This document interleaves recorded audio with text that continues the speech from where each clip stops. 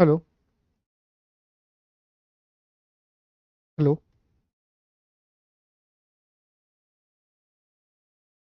Am I audible? All of you? Very good morning.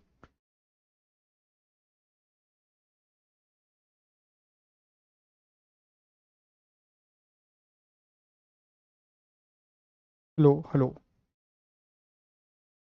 Okay. Very good morning. Ankit, Vijay, Astha, Upendra, Shubham, Deepak, Sonam, Himanshu, Pooja, Vaishali, Usha. Okay. Announcement अभी किया था हमने actually class technical error की वजह से late हुआ है। ठीक है, कुछ एरर आ गया था जिस वजह से आपकी क्लास लाइव नहीं हो पा रही थी, तो हम सब लोग लगे हुए थे सुबह से। ठीक है, सो उसमें हमने इन्फॉर्म कर दिया था। ठीक। ओके। और अगर अभी भी किसी की क्लास नहीं चल रही है तो एक बार आप दोबारा रीस्टार्ट कर लीजिए, चालू हो जाएगा। ठीक, एक बार एमपी में चेक कर लेते हैं। ओके। मोहिनी, अश्विन, निदा, पल्लवी, शिवा, कीर्ति, प्रियंका, कैसे हैं आप सभी लोग? यश, आरती, माधव, आयुषी, कैसे हैं सभी लोग? कैसे हैं? बढ़िया। All good.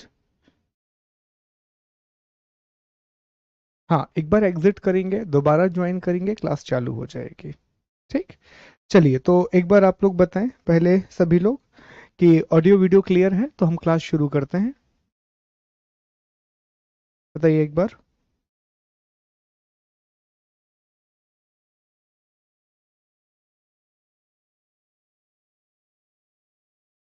क्लियर है? क्लियर है, ठीक है, मैं बहुत बढ़िया हूँ, थैंक यू। ओके। एक बार जितने भी दोस्त यूपी से जुड़े हैं, दोस्तों आप लोग बताइए सारी चीज़ें क्लियर हैं? All good. बढ़िया। दीपक, अंशी, ठीक है। वॉल्यूम कम है, अब सही बताइए, अब ठीक है वॉल्यूम? इंक्रीज किया है हमने वॉल्यूम। ठीक, चलिए ठीक है।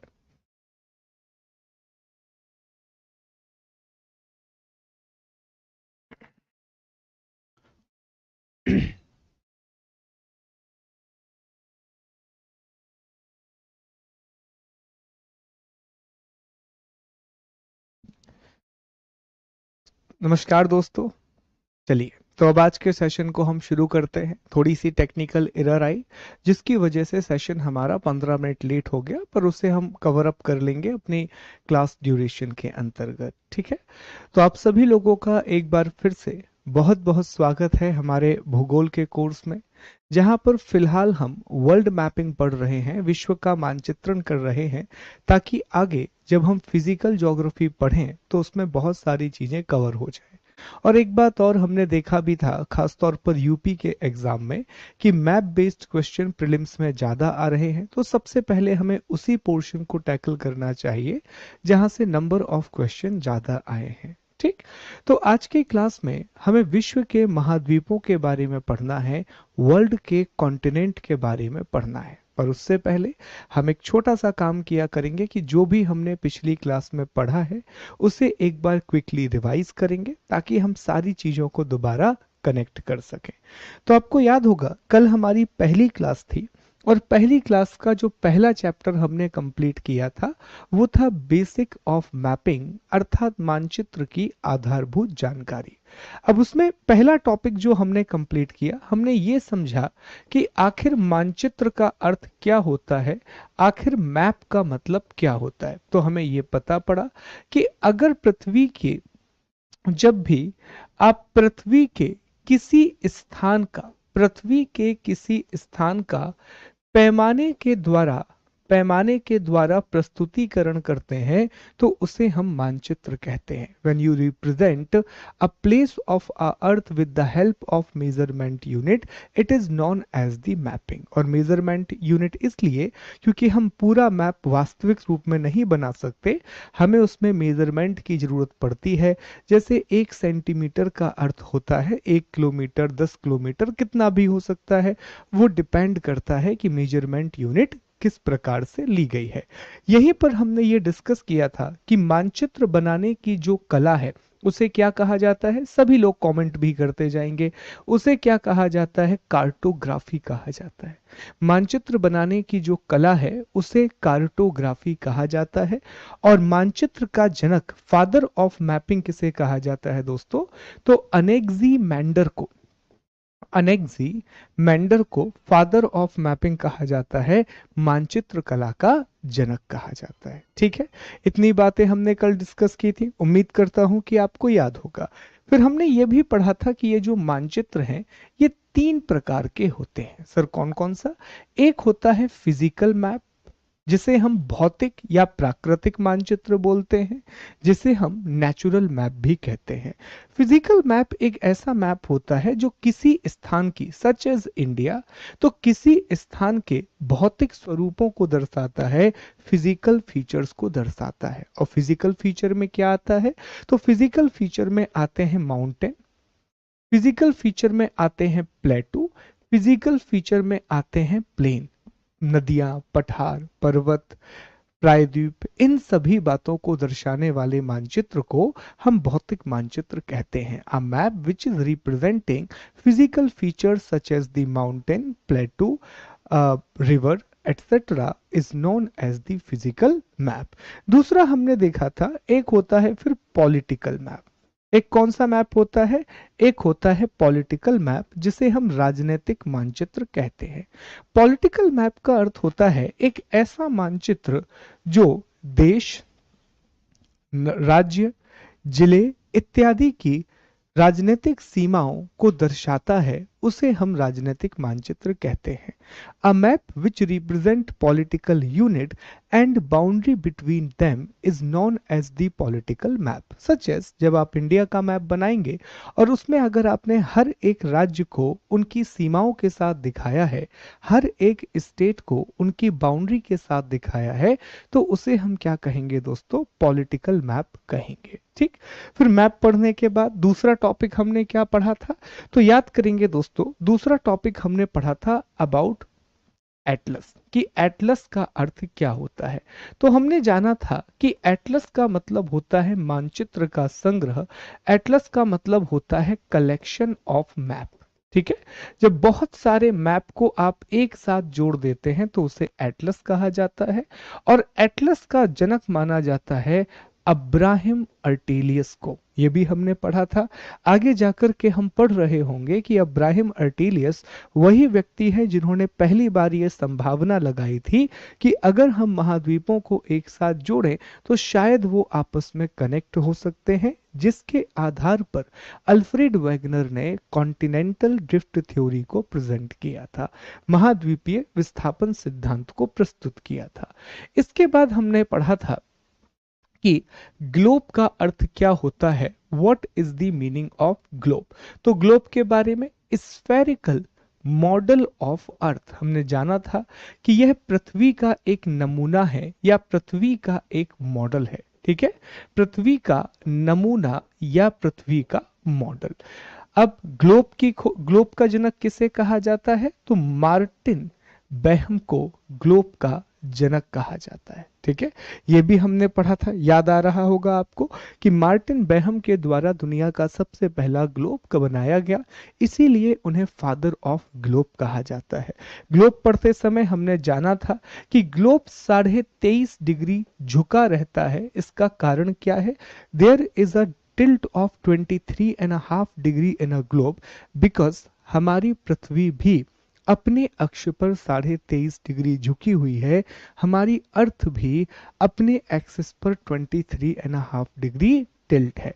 हमने ये भी जाना था कि जब भी ग्लोब को घुमाया जाए तो हमेशा उसे वेस्ट टू ईस्ट घुमाया जाए, क्योंकि हमारी पृथ्वी का जो घूर्णन है वो भी पश्चिम से पूर्व की ओर है, वो वेस्ट से ईस्ट की तरफ है। ग्लोब में दो प्रकार की लाइनें देखने के लिए मिलती हैं। जो भी हॉरिजॉन्टल लाइन होती हैं, जो भी क्षैतिज रेखाएं होती हैं, उन्हें अक्षांश कहा जाता है, और जो भी वर्टिकल लाइन होती हैं, ऊर्ध्वाधर रेखाएं होती हैं, उन्हें देशांतर कहा जाता है। तो ये दो चीजें आपको याद रखना है। हमने ग्लोब के बारे में इतनी बातों को पढ़ा था। ग्लोब पढ़ने के बाद हमने रूढ़ चिन्ह और दिशाओं की बात भी की थी, कन्विक्शनल साइन और डायरेक्शन की बात भी की थी, और मैं उम्मीद करता हूं कि वो टॉपिक आपको वहीं पर याद हो गया होगा। एक और टॉपिक जो शुरुआत में हमने पढ़ा था कि जो ज्योग्राफी है, ये शब्द किसने दिया है दोस्तों? तो ज्योग्राफी शब्द एरिस्टोथेनीस के द्वारा दिया गया था। उन्होंने एक शब्द दिया था ज्योग्राफी का, और उसी ज्योग्राफी का से निकल करके ज्योग्राफी बना, और ज्योग्राफी दो ग्रीक भाषा के शब्दों से मिलकर के बना है। एक शब्द है जियो और दूसरा शब्द है ग्राफोस। तो इतनी चीजें हमने कल पढ़ी थी। उम्मीद करता हूं कि यहां तक आपको कोई भी डाउट नहीं होगा। ठीक है, I wish all things are clear. तो हम हमेशा क्लास के पहले वी विल रिवाइज जो भी हमने पढ़ा है, तो 10 मिनट में हम उसे रिवाइज करेंगे। ठीक है, कोई इशू नहीं है। आंसर भी दे रहे हैं विनय, आकांक्षा, मनीषा, वेरी गुड। ओके, चलिए एक बार आप लोग भी बताएं, ऑल क्लियर? कीर्ति, वैष्णवी, ठीक, ओके, ऑल क्लियर। चलिए भैया, तो अगला टॉपिक शुरू करते हैं। तो अपनी कॉपी में अगला टॉपिक डालिए, और मुझे एक बात समझ में आई है कि बहुत सारी बातें मैं लिखता जाऊंगा यहीं पर, तो उसको आप मेरे साथ नोट डाउन करते जाइएगा, जॉटिंग करते जाइएगा, और अल्टीमेटली मैं आपको नोट्स प्रोवाइड करा दूंगा। तो अब दूसरा अध्याय जो हमें आज पढ़ना है दोस्तों, इस चैप्टर का नाम है, एक्चुअली 2 दिन में पढ़ना है यह अध्याय हमें। इस चैप्टर का नाम है विश्व मानचित्र का परिचय, इंट्रोडक्शन ऑफ वर्ल्ड मैपिंग। ठीक है, कल हमने बेसिक्स ऑफ वर्ल्ड मैपिंग के बारे में पढ़ा था। अब हम पढ़ेंगे इंट्रोडक्शन ऑफ वर्ल्ड मैपिंग, और यहां से आपके टेस्ट भी शुरू हो जाएंगे, क्योंकि यहां से सीधे सीधे प्रश्न आपको परीक्षा में देखने के लिए मिलेंगे। तो इसमें हम क्या क्या पढ़ने वाले हैं? पहले हम आयामों की चर्चा कर लेते हैं। देखिए, सबसे पहले हम महाद्वीप और महासागर का अध्ययन करेंगे। सबसे पहले हम कॉन्टिनेंट और ओशियन के बारे में पढ़ेंगे। अब कैसे पढ़ेंगे समझें। एक एक कॉन्टिनेंट को हमें डिटेल में तो पढ़ना ही है, लेकिन उससे पहले हम क्या करेंगे कि हर एक कॉन्टिनेंट के बारे में एक बेसिक इंफॉर्मेशन लेंगे। जैसे कॉन्टिनेंट के चारों तरफ क्या है, कॉन्टिनेंट का हाईएस्ट पॉइंट कौन सा है, लोएस्ट पॉइंट कौन सा है, सबसे बड़ी रिवर कौन सी है, नंबर ऑफ कंट्री कितनी है। तो एक महाद्वीप का उच्चतम बिंदु, न्यूनतम बिंदु, देशों की संख्या, उसके चारों ओर क्या है, और कौन कौन सी नदियां हैं, ये सब जानेंगे। और हर एक टॉपिक के बारे में 2 से 3 जो सबसे इंपॉर्टेंट फैक्ट है वो भी हम लिखेंगे, जहां से प्रश्न बने हुए हैं। ऐसा ही काम हमें महासागरों के बारे में भी करना है। महासागरों में 2 प्रकार की चीजें होती हैं। एक तो महासागर में कटक पाए जाते हैं, जिन्हें रिजिस कहा जाता है। तो हमें यह पढ़ना होगा कि कौन से महासागर में कौन से कटक पाए जाते हैं। फिर हम ये भी डिस्कस करेंगे कि हर एक महासागर का सबसे गहरा बिंदु कौन सा है, which is the greatest depth और the deepest point in the ocean. जैसे कि जब आप पैसिफिक ओशन के बारे में पढ़ते हैं, जो कि दुनिया का सबसे बड़ा महासागर है, उसका सबसे गहरा जो बिंदु है उसे चैलेंजर ट्रेंच या मैरियाना ट्रेंच के नाम से जाना जाता है, और ये फिलीपींस के पास स्थित है। फिलीपींस जो कि एशिया का एक द्वीपीय देश है, एशिया की एक आइलैंड कंट्री है, जो आगे हम मैप में देखने वाले हैं। इसके बाद दोस्तों हम चर्चा करेंगे विश्व के महाद्वीप क्षेत्रफल के आधार पर, विश्व के महाद्वीप जनसंख्या के आधार पर, विश्व के महासागर, और आखिरी में हम जानेंगे प्रमुख शब्दावली की टर्मिनोलॉजी। अब ये टर्मिनोलॉजी क्यों जरूरी है, तो कुछ शब्दों का इस्तेमाल हम करेंगे आगे जाकर के। जैसे आगे जाकर के हम जल संधि शब्द का इस्तेमाल करेंगे जिसे स्ट्रेट कहा जाता है। उसके बाद हम स्थल संधि शब्द का इस्तेमाल करेंगे जिसे स्थमस कहा जाता है। इस तरह से हम बे, गल्फ, बाइट, आइलैंड, पेनिनसुला ऐसे शब्दों का उपयोग करेंगे। तो वी विल मेक श्योर कि यहीं पर इन सभी शब्दों का मतलब आपको लिखवा दिया जाए, ताकि आगे जाकर के जब हम टॉपिक पढ़ें तो हर एक टॉपिक आपके दिमाग में बड़ा स्पष्ट हो, बड़ा क्लियर हो। ठीक है, तो चले हेडिंग लगाएंगे आप लोग। सबसे पहले विश्व के महाद्वीप, कॉन्टिनेंट ऑफ द वर्ल्ड, और ध्यान देंगे सारी चीजों को अच्छे से पढ़ेंगे। पहले कहानी समझेंगे और फिर उसके बाद हम जानेंगे। तो देखिए, आपको याद होगा दोस्तों, कल की क्लास में हमने एक छोटा सा टॉपिक आपको पढ़ाया था। कल की क्लास में हमने एक टॉपिक आपको पढ़ाया था कि जब आप पूरी दुनिया को देखते हैं या पूरे विश्व को देखते हैं तो आपको दिखाई देता है कि हमारी पृथ्वी में, हमारी इस अर्थ में कुछ बहुत बड़े स्थलखंड हैं जिन्हें आप कहेंगे कि हमारी पृथ्वी पर बृहद स्थलखंड पाए जाते हैं। हमारी अर्थ पर कुछ सुपर लार्ज लैंड मासेस हैं और इन वृहद स्थल खंडों को हम महाद्वीप कहते हैं। इन सुपर लार्ज लैंड मासेस को हम कॉन्टिनेंट कहते हैं। और इनकी संख्या कितनी है? तो आपने बताया था कि सर इनकी संख्या 7 है। There are 7 continent on the अर्थ।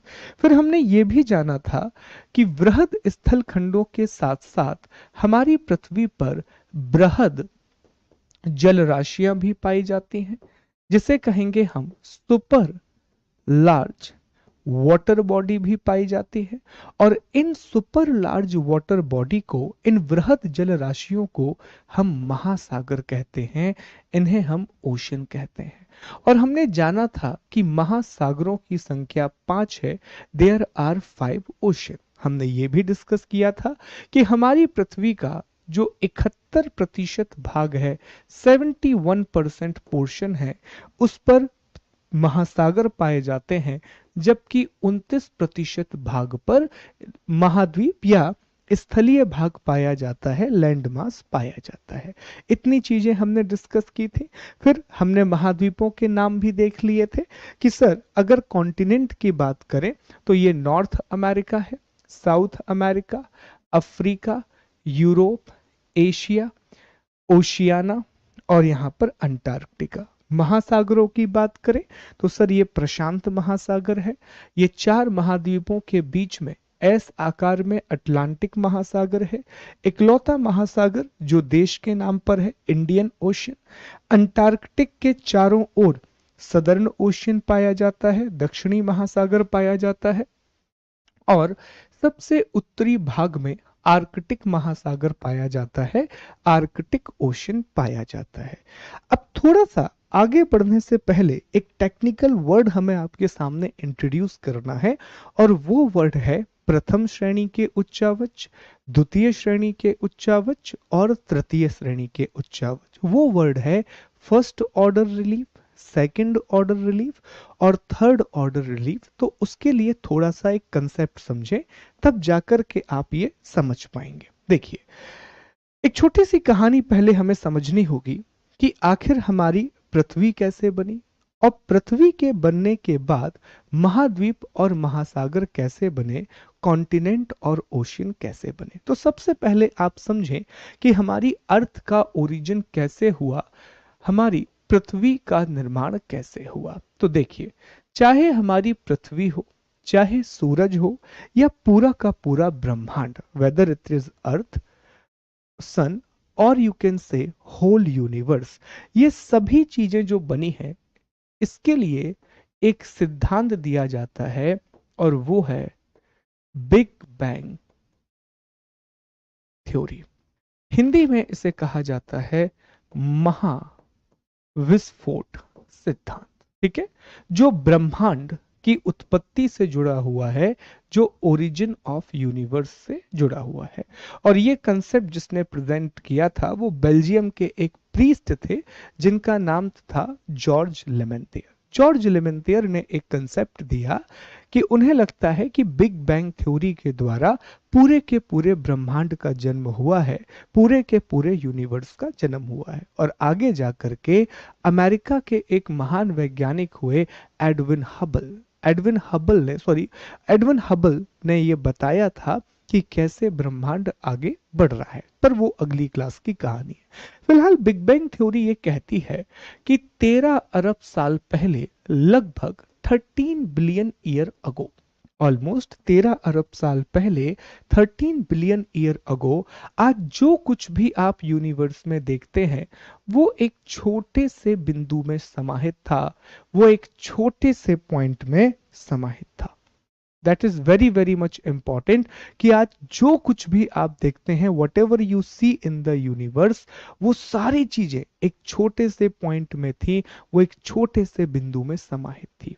लेकिन 13 अरब साल पहले इस छोटे से बिंदु में, जिसे एकाकी कहा गया था, ठीक है, जिसे एकाकी कहा गया था, इसमें बहुत बड़ा विस्फोट हुआ। सिंगुलैरिटी कहा जाता है उसे इंग्लिश में, जिसमें एक बहुत बड़ा विस्फोट हुआ।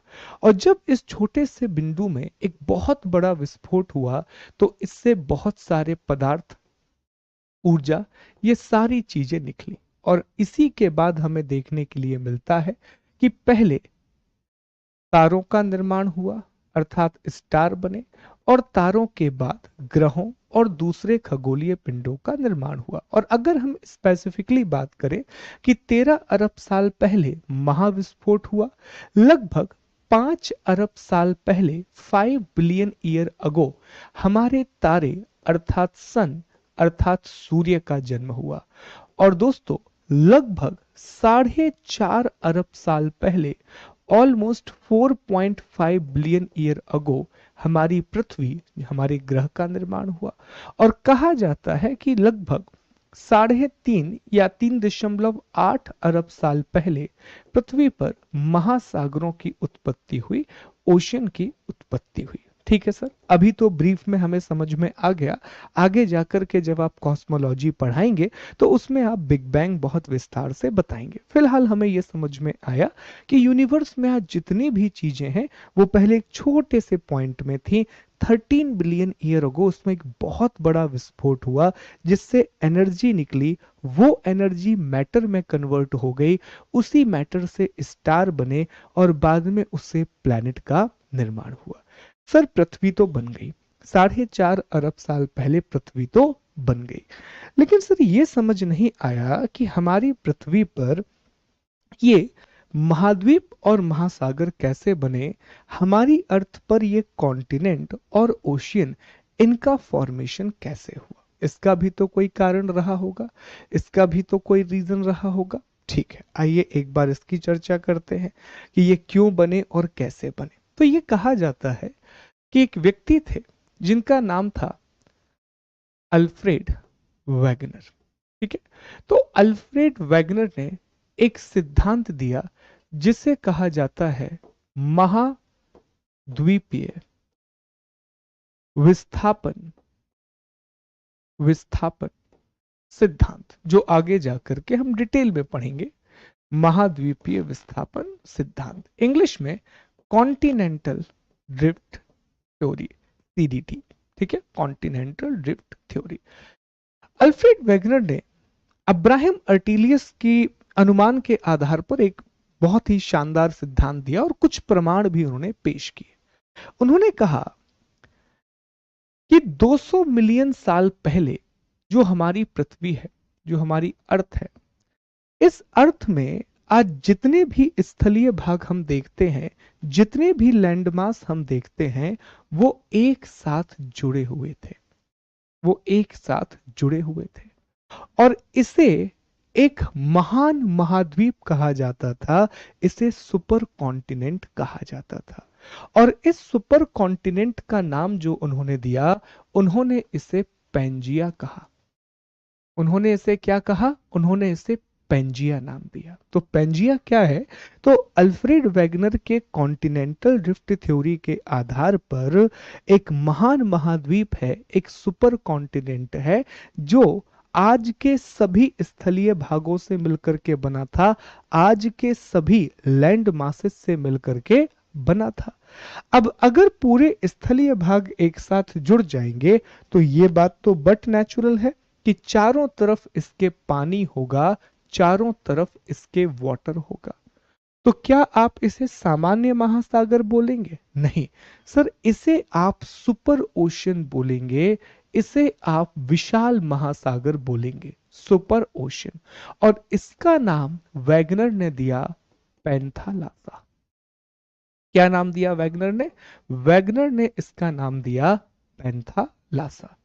तो सुपर कॉन्टिनेंट का नाम पेंजिया दिया गया और सुपर ओशन का जो नाम दिया गया वो पैंथालासा दिया गया। फिर वैगनर ने एक बात कही कि इसके बाद ये जो पेंजिया है इसमें डिसइंटीग्रेशन शुरू हुआ, ये जो पेंजिया है ये टूटना शुरू हुआ। उनसे पूछा गया किस तरह से, वो आगे का सवाल है। फिलहाल उन्होंने ये कहा कि ये पेंजिया टूटा। अब हम सिर्फ पेंजिया अभी देखेंगे। अब अगले डायग्राम में आपको ये दिखेगा, वैगनर के हिसाब से कुछ इस तरह की कहानी हुई। वैगनर ने कहा कि ये पेंजिया दो भागों में टूट गया। ठीक है, ये पेंजिया दो भागों में टूट गया। ये जो ऊपर वाला हिस्सा है ये लॉरेशिया कहलाया और नीचे वाला हिस्सा गोंडवाना लैंड कहलाया। और अभी तक दुनिया में सिर्फ एक महासागर था, दुनिया में अब तक सिर्फ एक ओशियन था जिसका नाम क्या था? पैंथालासा। अब यहां पर एक सागर भी बन गया, यहां पर एक सी बन गया और इस सागर का नाम क्या दिया गया? इस सागर को टेथिस सागर कहा गया, टेथिस सी कहा गया। याद रखिएगा, अभी हम चर्चा करेंगे क्योंकि जो हिमालय का निर्माण हुआ है वो टेथिस सागर के अवसादों से हुआ है, वो टेथिस सी के डिपॉजिट से हुआ है। तो ये कहा गया कि साहब जो पेंजिया है वो दो भागों में टूटा, ऊपर वाला हिस्सा लॉरेशिया कहलाया और नीचे वाला हिस्सा गोंडवाना लैंड कहलाया और इनके बीच में एक समुद्र बन गया और उसी समुद्र को टेथिस सागर का नाम दिया गया। अभी कहानी को और आगे बढ़ना था और लॉरेशिया और गोंडवाना लैंड का विखंडन होना था। तो अब इसे हम जूम करेंगे और जूम करके पहले हम सिर्फ चर्चा करेंगे लॉरेशिया की। दोस्तों ये जो लॉरेशिया है इससे एक देश, एक इसका हिस्सा पश्चिम में चला गया, लॉरेशिया का एक हिस्सा वेस्ट की ओर चला गया और एक महाद्वीप बना जिसे हम नॉर्थ अमेरिका कहते हैं। और एक हिस्सा यहीं रहा आया, इससे दो महाद्वीप बने, एक इससे यूरोप बना और दूसरा इससे एशिया महाद्वीप बना। तो हम ये कह सकते हैं कि यूरोप, एशिया और नॉर्थ अमेरिका मूल रूप से लॉरेशिया का हिस्सा है। North America, Europe and Asia are originally the part of Laurasia. जैसे जब आप भारत के बारे में पढ़ते हैं तो भारत के बारे में पहला वाक्य आप यही पढ़ते हैं कि भारत भूगर्भिक दृष्टिकोण से गोंडवाना लैंड का हिस्सा है। India is a part of Gondwana land geologically. ये वाक्य हमेशा पढ़ते हैं आप। तो ये वाक्य नॉर्थ अमेरिका, यूरोप और एशिया के बारे में आप पढ़ेंगे कि ये तीनों मूल रूप से लॉरेशिया का हिस्सा है। ठीक है, ये बात समझ में आई। दूसरा, अब हम जरा गोंडवाना लैंड पर फोकस करते हैं। दोस्तों ये जो गोंडवाना लैंड है इससे बहुत सारे भाग टूटे, इससे बहुत सारे पार्ट टूटे। ठीक है, इसका एक हिस्सा जो पश्चिम की ओर गया, एक महाद्वीप बना जिसे साउथ अमेरिका कहा जाता है, दक्षिण अमेरिका महाद्वीप कहा जाता है। वही साउथ अमेरिका जहां पर दुनिया की सबसे लंबी पर्वतमाला है जिसे एंडीज कहा जाता है। ठीक है, एक हिस्सा जो यही रहा उससे अफ्रीका महाद्वीप बना, अफ्रीका कॉन्टिनेंट बना। एक हिस्सा जो दक्षिण की ओर गया उससे अंटार्कटिक महाद्वीप बना।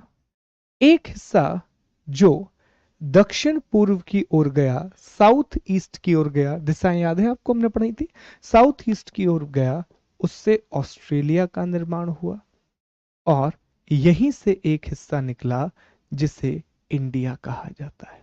जिसे क्या कहा जाता है, इंडिया। और इंडिया अल्टीमेटली जाकर के एशिया महाद्वीप में टकरा गया और वह एशिया का हिस्सा बन गया। ठीक है, तो इसीलिए हम कहते हैं कि South America, Africa, Antarctica, Australia और इंडिया, ये भूगर्भिक दृष्टिकोण से geologically they are the part of Gondwana land, ये सभी गोंडवाना भूमि का हिस्सा है। ठीक है, तो इस तरह से अब जैसे ही ये महाद्वीप अलग अलग हो गए तो अब जल राशि भी बढ़ जाएगी। कुछ ऐसे मान के चलो कि एक्चुअल में आज भी देखा जाए तो दुनिया में सिर्फ एक ही महासागर है। आप ऐसे लो कि आपने एक बहुत बड़ा सा बर्तन लिया, ठीक है, हमारे यहाँ कोपर होता है, कोपर जिसमें आप आटा वगैरह सानते हैं, तो आपने एक बहुत बड़ा बर्तन लिया, इसमें पानी भरा हुआ है। तो अभी जब तक इसमें सिर्फ पानी है तो आप कहोगे कि अभी तो मान लीजिए इस पानी को अब महासागर, तो अभी तो एक ही महासागर कहोगे। अब माने कि इसमें मैं बाहर से लाऊं और बीच बीच में ग्लास रख दूं, एक ग्लास यहां रख दिया, एक यहां रख दिया, एक यहां रख दिया, एक यहां रख दिया, यहां रख दिया, यहां रख दिया, इस तरह से मैंने ग्लास रख दिए। तो अभी तक ये पानी जो एक साथ आपको दिख रहा था, अब ये अलग अलग दिखाई देगा। तो पहले एक ही महासागर था जिसे पैंथलासा कहा जाता था, चूंकि उनके बीच में ग्लास आ गए अर्थात स्थल खंड आ गए, यही कारण है कि अब महासागरों की संख्या भी बढ़ गई, नंबर ऑफ ओशियन भी इंक्रीज हो गया। समझ रहे हैं, बहुत बेसिक बात है। तो इसी से दोस्तों ये हमारी आज की संरचना बनकर के तैयार हुई है, जिसमें 5 महासागर हैं और 7 महाद्वीप हैं। और अब मैं उम्मीद है या फिर मैं दावे से कह सकता हूं कि हर एक व्यक्ति जो क्लास में बैठा हुआ है उसे 7 महाद्वीप और 5 महासागरों के नाम याद हो गए होंगे।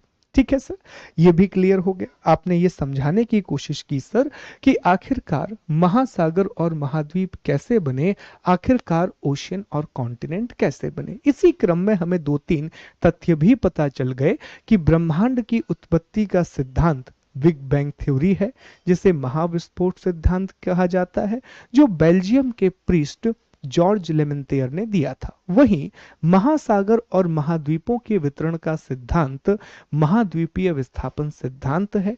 कॉन्टिनेंट और ओशियन के डिस्ट्रीब्यूशन का जो थ्योरी है वो कॉन्टिनेंटल ड्रिफ्ट थ्योरी है, जो प्रेजेंट किया गया था अल्फ्रेड वेगनर के द्वारा।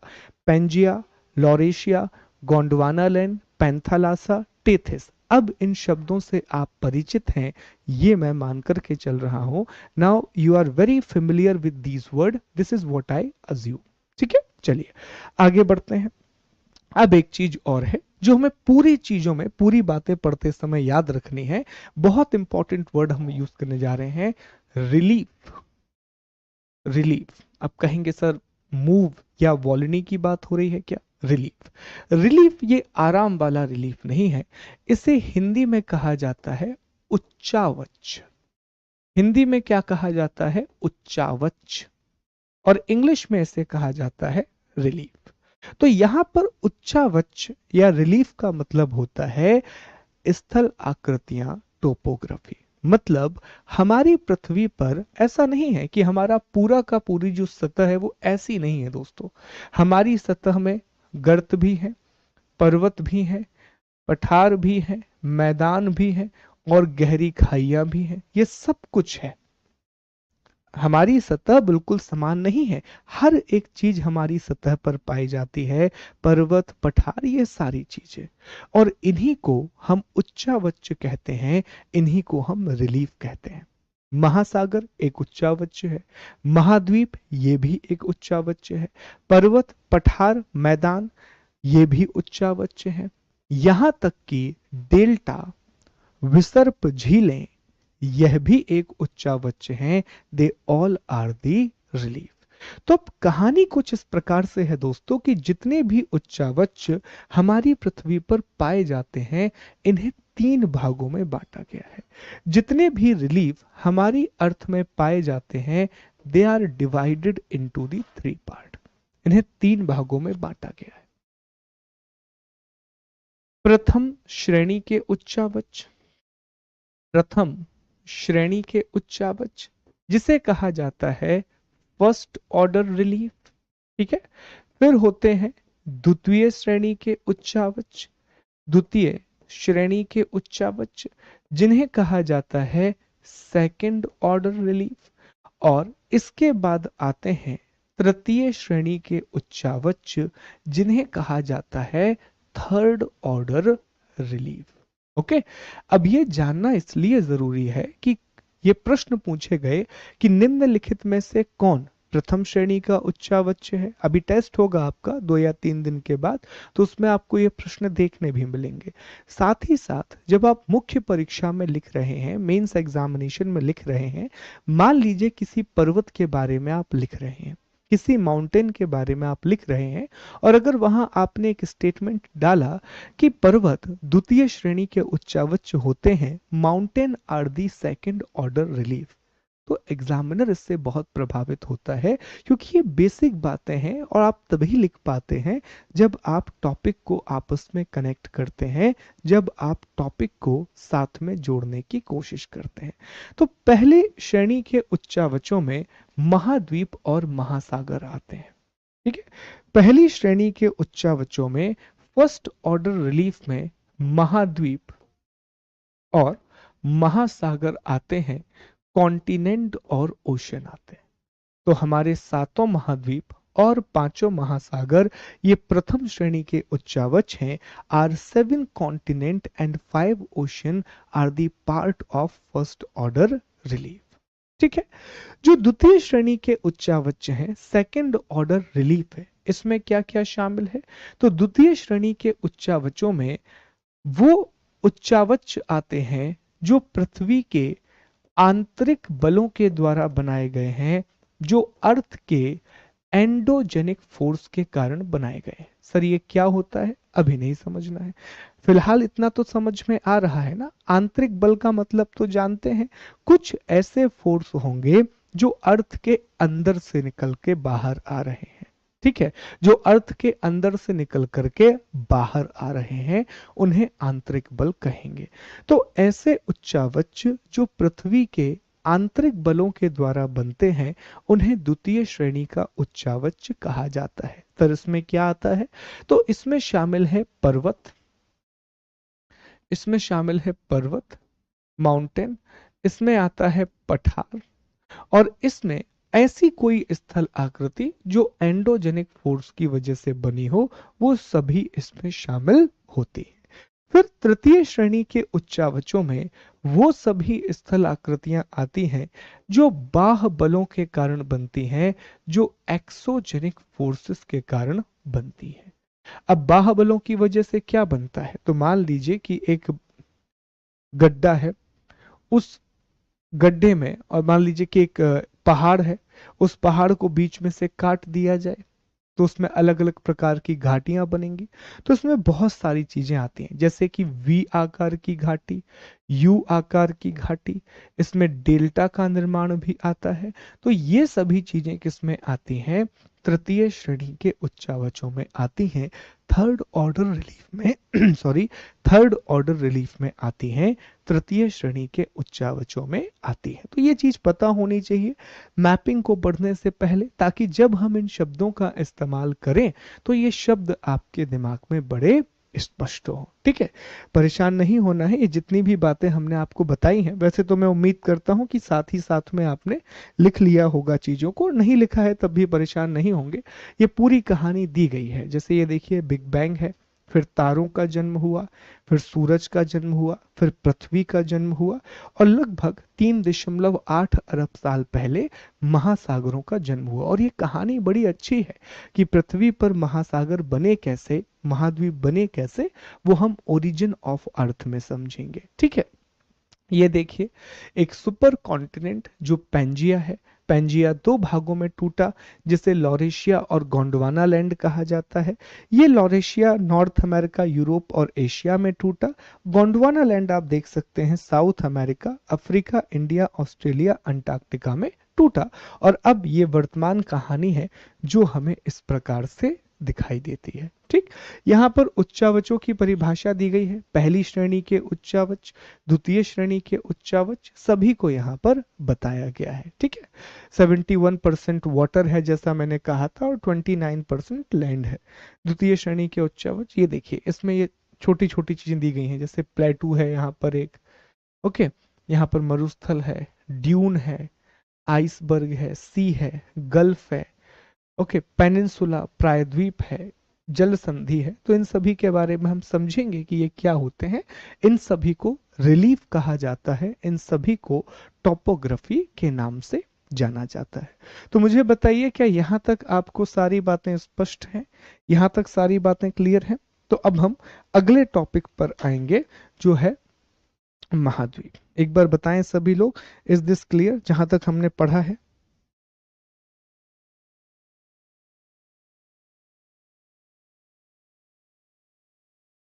All good?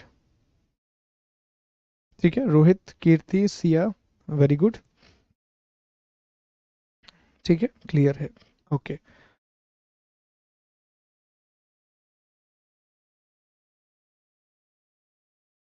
वैज्ञानिकों का पूरा नाम जब आपको नोट्स मिलेंगे तो वहां लिखा हुआ है और मैं बोल रहा हूं, ठीक है? तो बोल करके भी आपको सुनना है ध्यान से और फिर लिखना है, अगर मैं पूरा नहीं लिखूं। ठीक, बाकी क्लियर है सारी चीजें? ठीक है, बहुत बढ़िया। नहीं, लेख को मैंने अभी सेकंड ऑर्डर नहीं बोला है, कुछ लेख ऐसी होती है, और अभी मैंने सिर्फ दो चीजें सेकंड ऑर्डर में बोली हैं आपको, ओके। और बाकी मैं आपको समझाऊंगा कि कुछ झीलें कैसे सेकंड ऑर्डर में आती हैं। फिलहाल आप पर्वत और पठार को याद रखिए, वो आगे हमें चलना है। ठीक, ओके। चलिए अब ध्यान दीजिए आगे की बातों पर। अगला टॉपिक हमें पढ़ना है और यहां से आपके प्रश्न बनना शुरू होंगे। तो अगली हेडिंग मोस्ट प्रोबेबली आपने लगा ली होगी, महाद्वीप। तो महाद्वीप के बारे में 2 मिनट पहले हम ये देख लेते हैं कि महाद्वीप के बारे में हमें क्या क्या पढ़ना है, कॉन्टिनेंट के बारे में हमें क्या क्या पढ़ना है, ध्यान देंगे आप लोग। ठीक, महाद्वीप, कॉन्टिनेंट। तो कॉन्टिनेंट के बारे में सबसे पहले हम ये जानेंगे, क्षेत्रफल के आधार पर महाद्वीप, continent by area. Continent by area मतलब आप लोग जानते हैं कि हमें यह डिस्कस करना है कि क्षेत्रफल के हिसाब से सबसे बड़ा महाद्वीप कौन सा है और सबसे छोटा महाद्वीप कौन सा है। और यहां से प्रश्न अब अलग प्रकार के बन रहे हैं।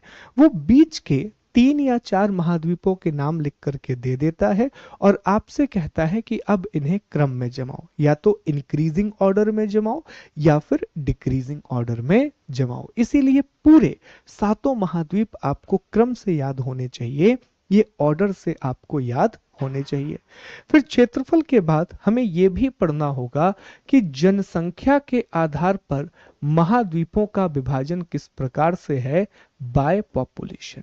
हाल ही में एक प्रश्न पूछा गया परीक्षा में, उसमें 3 महाद्वीपों के नाम दिए और कहा गया कि इन महाद्वीपों को जनसंख्या के आधार पर डिक्रीजिंग ऑर्डर में जमाइए। तो अब पॉपुलेशन भी पता होना चाहिए, पर पॉपुलेशन के नंबर नहीं पूछता है, बस ये पता होना चाहिए कि साहब सबसे ज्यादा जनसंख्या कहां पर है और सबसे कम जनसंख्या कहां पर है। ठीक है, इसके बाद हम क्या क्या पढ़ेंगे, तो इसके बाद हम हर एक महाद्वीप के बारे में एग्जाम्पल ले लेते हैं। जैसे मान लीजिए कि हम एशिया महाद्वीप को पढ़ रहे हैं, तो हर एक महाद्वीप के बारे में हमें क्या पढ़ना है दोस्तों, तो इस महाद्वीप में देशों की संख्या अर्थात कितनी कंट्री है, इस महाद्वीप की सीमाएं, बाउंड्री हम देखेंगे कि किस प्रकार की इसकी सीमाएं हैं, इसका उच्चतम बिंदु, उच्चतम बिंदु अर्थात highest point, highest point, okay, इस महाद्वीप का निम्नतम बिंदु, निम्नतम बिंदु अर्थात लोएस्ट पॉइंट, लोएस्ट पॉइंट, और सबसे बड़ी नदी, सबसे बड़ी नदी, इंग्लिश में हम इसे कहेंगे लार्जेस्ट, या लार्जेस्ट या फिर लॉन्गेस्ट लॉन्गेस्ट रिवर, सबसे लंबी नदी, लॉन्गेस्ट रिवर, सबसे लंबी नदी कर लीजिए, सबसे लंबी नदी लॉन्गेस्ट रिवर। इतनी चीजें हमें हर एक महाद्वीप के बारे में पढ़नी है। अच्छी बात, हम सिर्फ ये नहीं पढ़ेंगे कि एशिया का सबसे ऊंचा बिंदु माउंट एवरेस्ट है। We will not only study that the highest point of Asia is Mount Everest. हम माउंट एवरेस्ट से जुड़े हुए तथ्यों को भी पढ़ेंगे कि माउंट एवरेस्ट को सागर माथा कहा जाता है, माउंट एवरेस्ट को चेमोलिंगमा कहा जाता है। ठीक है, माउंट एवरेस्ट का जो नाम है वो सर्वेरियर ऑफ इंडिया के अध्यक्ष एवरेस्ट के नाम पर रखा गया है। वो पूरी कहानी हम समझेंगे ताकि दो चार फैक्ट जहां से प्रश्न पूछे जाते हैं वो बड़ा क्लियर हो जाए। और जब हम लेक के बारे में पढ़ेंगे तो वहां पर भी हम सभी बातों का अध्ययन करेंगे ताकि कम से कम आपके पास इतने नोट्स हों कि ये जो सबसे इंपॉर्टेंट हिस्से हैं यहां से अगर प्रश्न आ गया तो आप बना पाए। खास तौर पर मैं यहाँ पर यूपी वाले दोस्तों को कहूंगा कि आप पेपर देखिए प्रीलिम्स का, और प्रीलिम्स में आजकल वो आपसे पूछने लगा है, एक तरफ देश का नाम लिख करके देता है, हमने डिस्कस भी किया था, और एक तरफ पर्वत, पठार, झील, इन सब का नाम लिख करके देता है। तो प्रश्न ऐसा भी पूछा जा सकता है कि एक तरफ वो सारे हाईएस्ट पॉइंट दे दे और एक तरफ फिर कॉन्टिनेंट का नाम दे दे। एमपीपीएससी वाले दोस्तों, आप मेंस के लिए बहुत इंपॉर्टेंट है। मेंस में 3-3 नंबर के प्रश्न पूछे जाते हैं। वो हो सकता है माउंट एवरेस्ट से आ जाए, हो सकता है कि वो डेथ वैली अर्थात मृत घाटी से आ जाए। तो इन बातों का विशेष ध्यान रखेंगे। इस तरह से हमें इस टॉपिक को कंप्लीट करना है। तो चलिए सबसे पहला टॉपिक हम पढ़ते हैं कि क्षेत्रफल के आधार पर महाद्वीप किस प्रकार के हैं, एरिया के आधार पर महाद्वीप किस प्रकार के दिखाई देते हैं। तो पहले एक बार मुझे कॉन्टिनेंट के बारे में बताएंगे आप लोग। मैं पॉइंट करूंगा और आप बताएंगे ये कौन सा महाद्वीप है। ये कौन सा महाद्वीप है दोस्तों जहां पर मैंने पॉइंट किया है, जल्दी बताइए। ठीक है, ये है सर एशिया। आई विश आप लोगों ने आंसर कर दिया होगा। फिर मुझे बताएं ये कौन सा महाद्वीप है जहां पर हमने पॉइंट किया है, बताइए एक बार जल्दी से, आपके कमेंट निकाल लिए जाए। ओके, बहुत बढ़िया। सर ये कौन सा महाद्वीप है, तो आपको कहेंगे कि सर ये यूरोप है, ये यूरोप है। अब जल्दी बताएं ये कौन सा महाद्वीप है, ये कौन सा कॉन्टिनेंट है दोस्तों, ये कौन सा महाद्वीप है, जल्दी बताएंगे। तो सर ये अफ्रीका महाद्वीप है जो कि गोंडवाना भूमि से निकला है। ओके, ये कौन सा महाद्वीप है, सर इसे ऑस्ट्रेलिया कहते हैं। आई विश कमेंट में सभी लोग आंसर कर रहे हैं, पहचान पा रहे हैं महाद्वीपों को। 4, यहां पर ये बिल्कुल दक्षिण में कौन सा महाद्वीप, आंसर करें जल्दी से, कौन सा महाद्वीप है। ठीक सर, ये अंटार्कटिक महाद्वीप है, ये अंटार्कटिक कॉन्टिनेंट है और ये बर्फ से घिरा हुआ होता है, इसीलिए इसे वीरान महाद्वीप या सफेद महाद्वीप भी कहा जाता है। फिर ये कौन सा कॉन्टिनेंट है, ये सर ये बताइए, ये नॉर्थ अमेरिका, उत्तर अमेरिका। और ये कौन सा महाद्वीप है दोस्तों, तो इसे कहा जाता है साउथ अमेरिका, इसे कहा जाता है दक्षिण अमेरिका। तो ये मैं उम्मीद कर रहा हूं कि सभी लोग महाद्वीपों को पहचानने लगे हैं, सभी लोग कॉन्टिनेंट को आइडेंटिफाई करने लगे हैं। देखिए, जब तक मैप आपके दिमाग में इमेज के रूप में नहीं आएगा तब तक आप मैपिंग नहीं सीख पाएंगे। दिमाग में रहना चाहिए हर एक चीज। मैप को जब आप बार बार देखते हैं तो सिर्फ ऊपर से मत देखो, धीरे धीरे इनकी सीमाएं भी देखना शुरू करो, धीरे धीरे इनकी बाउंड्री भी देखना शुरू करो।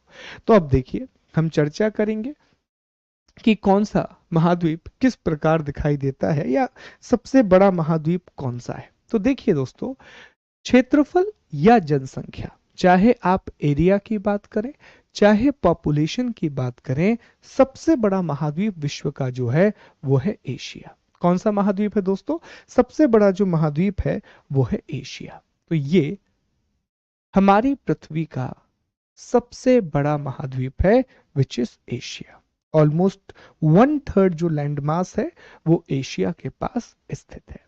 और एशिया मूल रूप से किसका हिस्सा है, तो आप कहेंगे कि एशिया मूल रूप से लॉरेशिया का हिस्सा है। बाद में गोंडवाना प्लेट से एक हिस्सा अर्थात इंडिया निकल करके एशिया में जुड़ गया। ठीक, तो पहला महाद्वीप, सबसे बड़ा महाद्वीप क्षेत्रफल के आधार पर एशिया। दूसरे नंबर पर आता है दोस्तों अफ्रीका। दूसरा बड़ा महाद्वीप क्षेत्रफल के आधार पर है अफ्रीका। कहा जाता है कि अफ्रीका जो है वो मानव सभ्यता के जन्म की भूमि है, जबकि एशिया वो है जिसने मानव सभ्यता को पाला है, सभ्यता का पालना। ठीक है, पर वो हम आगे पढ़ रहे होंगे। तो अफ्रीका, दूसरा बड़ा महाद्वीप कौन सा है दोस्तों? अफ्रीका है, सेकंड लार्जेस्ट कॉन्टिनेंट। ठीक है, तीसरे नंबर पर आता है उत्तर अमेरिका, नॉर्थ अमेरिका। ये दुनिया का तीसरा बड़ा महाद्वीप है। It is the third largest continent of the world. तीसरा बड़ा महाद्वीप कौन सा है? उत्तर अमेरिका, नॉर्थ अमेरिका। ठीक है सर, ये भी क्लियर है।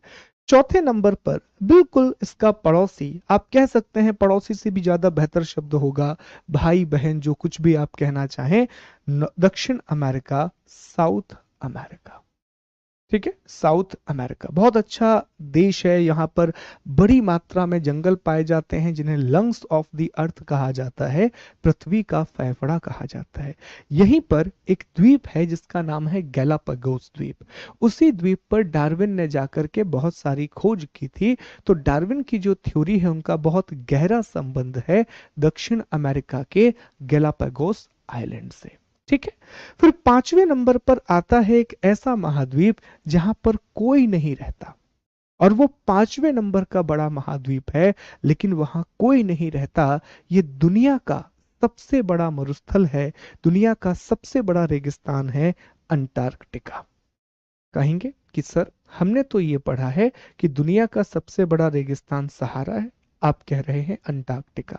दोस्तों, सहारा दुनिया का सबसे बड़ा गर्म मरुस्थल है, जबकि अंटार्कटिका दुनिया का सबसे बड़ा मरुस्थल है, शीत मरुस्थल। ठीक है, तो ओवरऑल देखा जाए अंटार्कटिका सबसे ऊपर है, उसके बाद सहारा का नंबर आता है। ठीक, तो अंटार्कटिका। छठवें नंबर पर आता है एक ऐसा महाद्वीप जो बहुत डेवलप्ड है, खास तौर पर उसका पश्चिमी इलाका, जहां हर कोई छुट्टियां मनाने के लिए जाना चाहता है, दैट इज द यूरोप। ठीक है, ऑल्दो मेरा एक छोटा सा मानना है, जितने भी लोग ये सोचते हैं कि सर हम स्विट्जरलैंड जाएंगे, यहां जाएंगे, वहां जाएंगे, मेरा मानना है कि India as a country is super blessed. हम एक देश के रूप में बहुत ज्यादा ब्लेस्ड हैं। अगर आप हमारे देश में देखें, सब कुछ मिलेगा। आप कश्मीर चले जाइए, स्विट्जरलैंड से बेहतर चीजें आपको दिखाई देंगी। ठीक है, आप दक्षिण में बीचेस पर चले जाइए, आपको बहुत अच्छे बीचेस दिखाई देंगे। अगर आपको प्राकृतिक सुंदरता देखना है, आप हिमालय की ओर जाइए, उत्तराखंड से लेकर के पूरा पूर्वोत्तर भारत। सबसे अच्छा रेगिस्तान हमारे यहाँ पर है, कच्छ का रण है, थार मरुस्थल है, तो everything we have. This is what my opinion कि फर्स्ट डिस्कवर इंडिया, आपको हर चीज देखने के लिए मिलेगी, एवरीथिंग। ठीक है, तो यूरोप। और सातवें नंबर पर आता है एक ही महाद्वीप बचा जो दुनिया का सबसे छोटा महाद्वीप है, ऑस्ट्रेलिया। ऑस्ट्रेलिया इतना छोटा महाद्वीप है और ऊपर से चारों तरफ से पानी से घिरा हुआ है। एक तो छोटा है और ऊपर से चारों तरफ से पानी से घिरा हुआ है, इसीलिए ऑस्ट्रेलिया को आइलैंड कॉन्टिनेंट भी कहा जाता है। ऑस्ट्रेलिया को द्वीपीय महाद्वीप भी कहा जाता है। आइलैंड कॉन्टिनेंट या द्वीपीय महाद्वीप के नाम से भी जाना जाता है। ठीक है, तो ये 7 महाद्वीप है। तो एक बार मेरे साथ सभी लोग रिकॉल करेंगे, बिना बिना किसी बेईमानी के साथ, पूरी ईमानदारी के साथ। मैं यहां पर लिखूंगा नंबर और आप मुझे बताएंगे कि कौन सा ऑर्डर कहां पर आएगा। तैयार हैं? चलो शुरू करेंगे। सबसे पहले नंबर पर कौन सा महाद्वीप आएगा? जल्दी बताइए सर। पहले नंबर पर आएगा एशिया, आंसर करते जाइएगा। दूसरे नंबर पर कौन सा महाद्वीप आएगा? सेकंड पर, जल्दी बताएं। ठीक है, दूसरे नंबर पर अफ्रीका। दूसरे नंबर पर क्या आएगा? अफ्रीका आएगा, बहुत बढ़िया। तीसरे नंबर पर क्या आएगा? तो सर आपने बताया था कि तीसरे नंबर पर नॉर्थ अमेरिका आएगा। सर तीसरे नंबर पर नॉर्थ अमेरिका आएगा, बहुत बढ़िया। चौथे नंबर पर बिल्कुल पड़ोसी, भाई बहन जो भी आप कहें, क्या आएगा? South America. ठीक है, सभी लोग आंसर करना, साउथ अमेरिका। पांचवें नंबर पर क्या बताया था? दुनिया का सबसे बड़ा रेगिस्तान, शीत मरुस्थल, ठीक है, कोई नहीं रहता यहां पर, अंटार्कटिका। ठीक है, अंटार्कटिक। छठवें नंबर पर बहुत ही विकसित, यूरोप। यूरोप। और सातवें नंबर पर क्या आएगा, एक ही महाद्वीप बचा सर, ऑस्ट्रेलिया। इसी के साथ कुछ देशों को मिला करके ओशियाना कहा जाता है। तो ये क्रम है, कैसा क्रम है, ये घटता क्रम है, ये डिक्रीजिंग ऑर्डर है।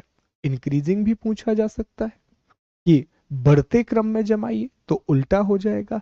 कई बार वो क्या करने लगा है कि अब आपसे ऑस्ट्रेलिया दे देगा, अंटार्कटिका, ऑस्ट्रेलिया, नॉर्थ अमेरिका और अफ्रीका, ये 4 महाद्वीप देगा आपको, और कहेगा कि इन 4 महाद्वीपों को बढ़ते या घटते क्रम में जमाओ।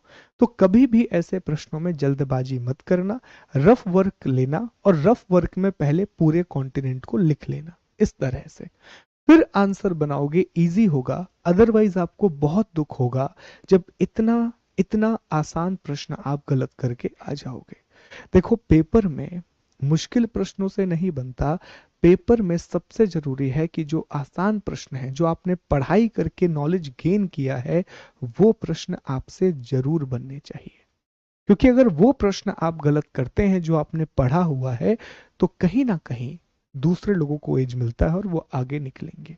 ठीक है, तो इस बात का विशेष ध्यान आपको रखना है। ठीक है सर, क्षेत्रफल के आधार पर 7 महाद्वीप हो गए, एरिया के बेसिस पर 7 के 7 कॉन्टिनेंट हो गए। बताइए, क्लियर है? All good? सारी बातें स्पष्ट है?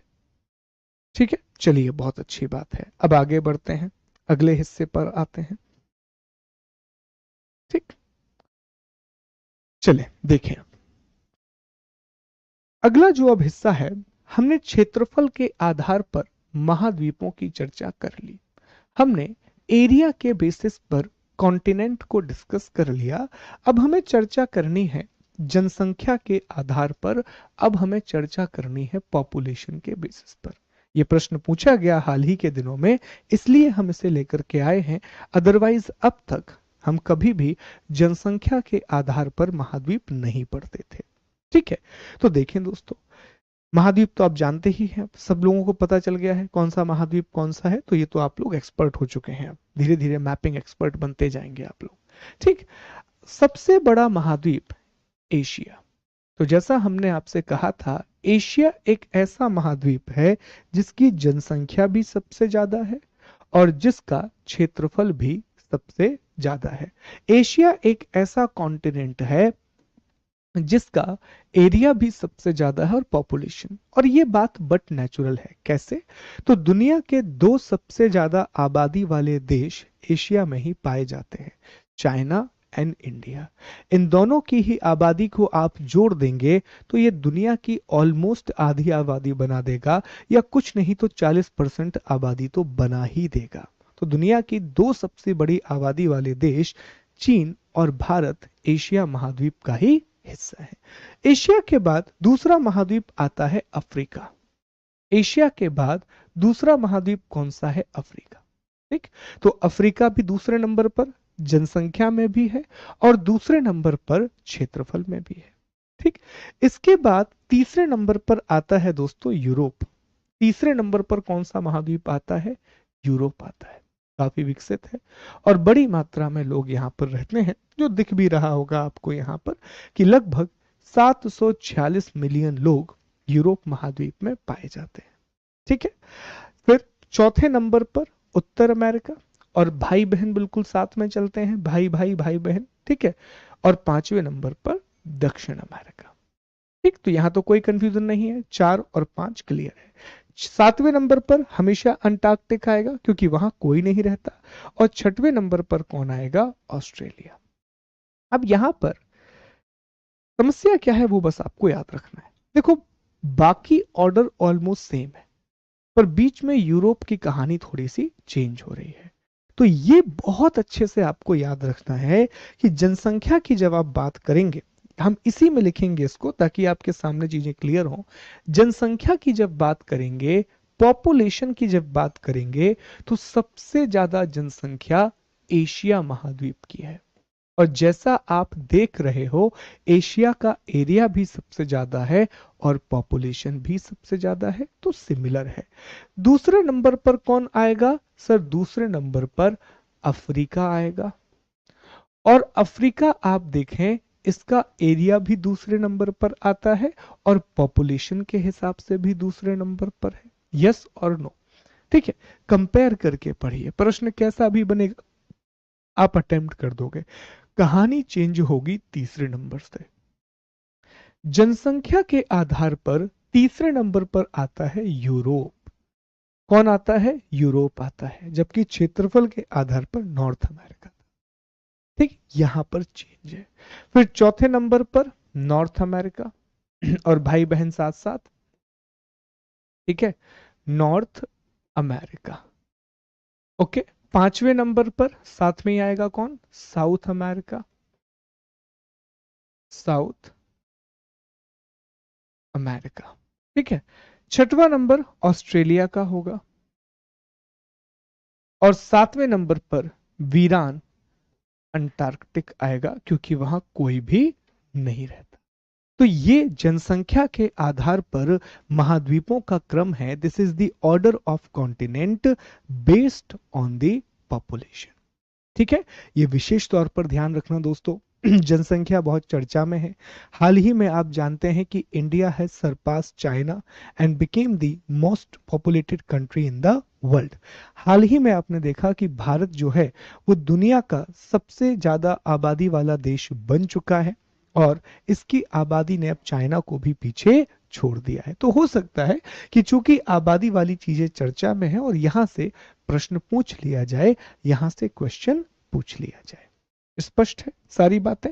और प्रश्न पूछे भी जाएंगे। अभी जो आपका टेस्ट होगा परसों, मोस्ट प्रोबेबली आपका पहला टेस्ट होगा एमसीक्यू आधार पर, तो वहां से ये पूछे भी जाएंगे। क्लियर? All good? एक बार बताइए सभी लोग, सारी चीजें स्पष्ट हैं या नहीं है? बताएं। Lakshman, Mohini, Parul, Priyanka, very good. प्रियंका ने अफ्रीका के सामने अर्थ बना दी है, ठीक है। क्लियर? तृप्ति, बहुत अच्छे। आरती, वेरी गुड। ओके, देखिए जिस तरीके से मैं बनाते जा रहा हूँ इस तरीके से नोट्स बनाते जाइए। मैं लिखते जाऊँ, जॉटिंग कीजिए। जॉटिंग करना यही कहलाता है कि जो मैं बोर्ड पर लिख रहा हूँ उसी को आप एज इट इज लिखते जाइए, आपको सारी चीजें समझ में आती जाएंगी। ठीक है। चलिए एक सेकंड दीजिए, मैं पानी पी लेता हूँ, फिर आपका आगे बढ़ाते हैं क्लास को।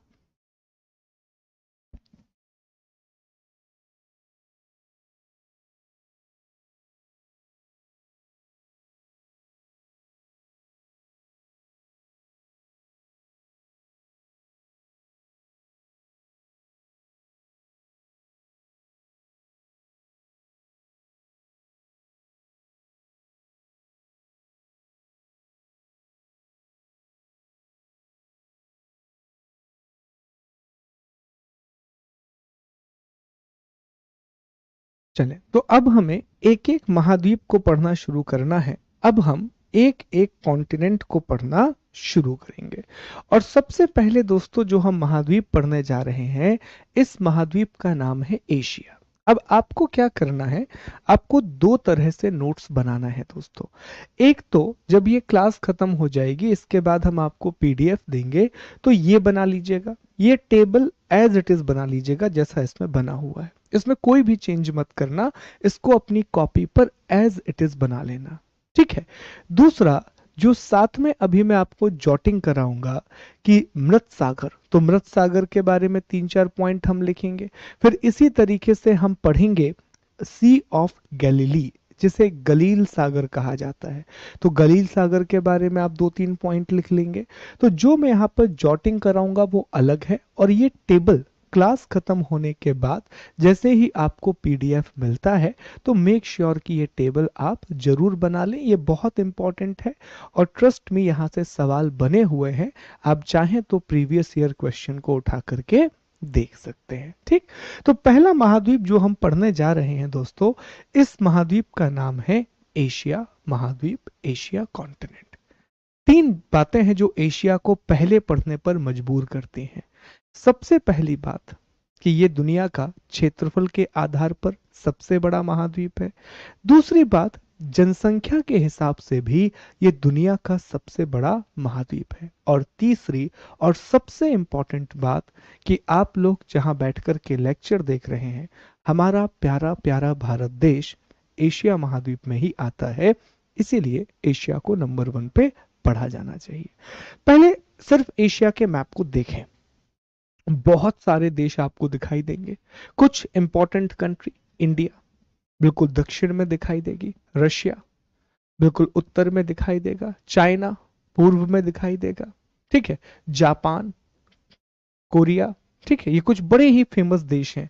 ईरान है, कजाकिस्तान है, ये बहुत, सऊदी अरेबिया है, यूएई है, ये बहुत फेमस, बहुत ही फेमस कंट्री हैं जो आपको यहाँ पर दिखाई देंगी। इसी के साथ साथ आप ये भी देखें कि एशिया की सीमाएं किस प्रकार की हैं, एशिया की बाउंड्री किस प्रकार की है। तो आपको दिखाई देगा कि एशिया महाद्वीप के बिल्कुल उत्तर में जब आप जाते हैं, नॉर्थ में जब आप जाते हैं, तो यहाँ एक महासागर दिखाई देगा जिसे आर्कटिक महासागर कहा जाएगा। आप बोर्ड पर देखें और जब क्लास खत्म हो जाए तो आप एटलस में देखें, ठीक है, क्या कहा जाएगा, आर्कटिक महासागर कहा जाएगा, आर्कटिक ओशियन। तो एशिया के उत्तर में आर्कटिक महासागर दिखाई देगा। जैसे ही आप दक्षिण में आएंगे तो एशिया के दक्षिण में हिंद महासागर, इंडियन ओशियन दिखाई देगा, इंडियन ओशियन दिखाई देगा। जैसे ही आप पूर्व में जाएंगे, ईस्ट में जाएंगे, तो यहां प्रशांत महासागर दिखाई देगा। तो ऐसे इमेजिन करो कि मान लो मैं एशिया हूं, तो मेरे पूर्व में क्या है, प्रशांत महासागर, उत्तर में क्या है, आर्कटिक महासागर, और दक्षिण में क्या है, हिंद महासागर। तो सर पश्चिम में क्या है, पश्चिम में दो चीजें हैं, एक तरफ यूरोप है जो यूराल पर्वत के द्वारा अलग होता है, और दूसरी तरफ आप देखेंगे कुछ दूर जाने पर अफ्रीका महाद्वीप दिखाई देगा। अभी हम नॉर्थ ईस्ट साउथ ईस्ट नहीं, अभी बहुत इजी हमें याद करना है कि उत्तर में आर्कटिक महासागर है, दक्षिण में हिंद महासागर है, पूर्व में जाएंगे तो प्रशांत महासागर है, और पश्चिम में जाएंगे तो यूरोप देखने के लिए मिलेगा जो यूराल पर्वत के द्वारा अलग होता है एशिया से, और अफ्रीका महाद्वीप देखने के लिए मिलेगा। ठीक है, और बीच में यहाँ अरब सागर, ये अभी नहीं, बस एक बेसिक आइडिया लीजिए, एक मोटा मोटा आइडिया लीजिए। दोस्तों, एशिया दुनिया का सबसे बड़ा महाद्वीप है, लेकिन यहाँ देशों की संख्या सबसे ज्यादा नहीं है। सबसे ज्यादा देश अफ्रीका में पाए जाते हैं, एशिया में देशों की संख्या 48 है। अब ये जो चीजें होती है ना, ये कॉन्ट्रोवर्शियल होती हैं। कई जगह पर 48 लिखा हुआ है, कई जगह 49 है, तो इसमें आपको नहीं पढ़ना है। हम नंबर सिर्फ इसलिए पढ़ रहे हैं, प्रश्न अगर पूछा गया कि कंट्री को अरेंज कीजिए, सॉरी, कॉन्टिनेंट को अरेंज कीजिए नंबर ऑफ कंट्री के हिसाब से, तो कभी भी देशों की संख्या नहीं पूछता। एमपीपीएससी में उसने पूछा था कि निम्नलिखित में से किस महाद्वीप में देशों की संख्या सर्वाधिक है। ठीक है, देशों की संख्या सर्वाधिक है, उसने नंबर नहीं पूछा। तो हो सकता है वो 2 महाद्वीप, 3 महाद्वीप लिख दे, एक लिखे एशिया, अफ्रीका, और एक लिख दे भैया नॉर्थ अमेरिका, और कहे कि इन तीनों को अरेंज करो देशों की संख्या के हिसाब से। तो ऐसे प्रश्न के लिए भी हमें तैयार रहना है। जब भी हम पढ़ें, प्रश्न जरूर बनाएं। प्रश्न बनेंगे, हमारा काम आसान होगा, हमें चीजें ज्यादा अच्छे से समझ में आएंगी। ठीक है, तो एशिया में जो देशों की संख्या है, एक लगभग संख्या कितनी है, 48। मैं फिर से कह रहा हूं, मैं शब्द का इस्तेमाल कर रहा हूं कि लगभग संख्या कितनी है, 48 है। 48 कंट्रीज एशिया में पाई जाती है। अब हमें क्या क्या पढ़ना है, पहले वो देखें, एक बार लिख के देखेंगे, फिर हर एक चीज को हम डिटेल में पढ़ना शुरू करेंगे। तो यहां पर है एशिया महाद्वीप, एशिया कॉन्टिनेंट। ठीक है, हम क्या जानते हैं, पहले हमें वो पता होना चाहिए। सर हम जानते हैं कि क्षेत्रफल, क्षेत्रफल और जनसंख्या, क्षेत्रफल और जनसंख्या के आधार पर यह सबसे बड़ा महाद्वीप है, यह सबसे बड़ा महाद्वीप है। ओके सर, हम ऑलरेडी जानते हैं कि एरिया और पॉपुलेशन के हिसाब से एरिया और पॉपुलेशन के हिसाब से it is the largest continent, ये हम ऑलरेडी जानते हैं। ठीक है, अब हमें क्या क्या पढ़ना है वो देखें। देशों की संख्या कितनी है, तो सर लगभग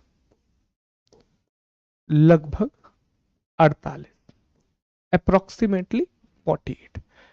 हमें ये जानना है कि एशिया का उच्चतम बिंदु, एशिया का उच्चतम बिंदु, हाईएस्ट पॉइंट कौन है, तो उच्चतम बिंदु है माउंट एवरेस्ट। माउंट एवरेस्ट अभी हम मैप में देखेंगे। ठीक है, माउंट एवरेस्ट कहां पर है, नेपाल तिब्बत सीमा, नेपाल तिब्बत सीमा। ठीक है, फिर पूछेगा न्यूनतम बिंदु या निम्नतम बिंदु, निम्नतम बिंदु इंग्लिश में हम इसे कहेंगे लोएस्ट पॉइंट। यह है मृत सागर, डेथ वैली मत लिखना, ये डेड सी है, डेड सी। ठीक है, डेड सी कहां पर है, इजराइल, इजराइल जॉर्डन सीमा, इजराइल जॉर्डन सीमा, इजराइल जॉर्डन बाउंड्री। फिर अगला पूछेगा कि सबसे लंबी नदी, इंग्लिश में आप इसे कहेंगे लॉन्गेस्ट रिवर, तो क्या जवाब देंगे, यांगसी, यांगसी नदी कहां पर है, चीन, पूरी तरह से चीन में बहती है यांगसी नदी, लगभग लगभग 6300 किलोमीटर के आसपास है, 6300 किलोमीटर के आसपास है।